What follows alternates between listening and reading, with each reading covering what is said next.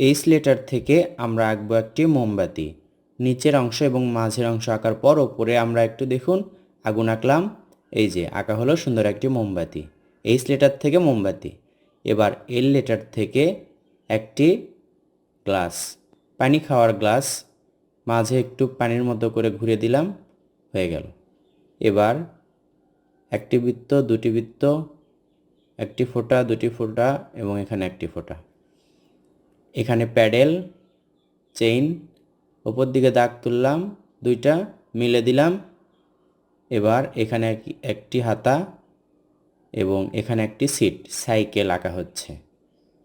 ধাপে ধাপে সুন্দর একটি সাইকেল আঁকা হলো দুটি বৃত্ত থেকে, কয়েন টাকা দিয়ে। এবার চারটি সোজা দাগ থেকে আমরা তিনটি বই ড্রয়িং করব। টেবিলে বই গোছানো অবস্থায় যেরকম থাকে ঠিক সেরকম বই খুব কৌশলে আঁকলাম। এভাবে দাগ দিলেই বই আঁকা সম্পূর্ণ হবে। দাগ দেওয়ার পর যদি বইয়ের ওপরে এভাবে বুক লিখি তাহলে আরও ভালো হবে। টেকনিকগুলো কেমন লাগে কমেন্ট করে জানাবেন।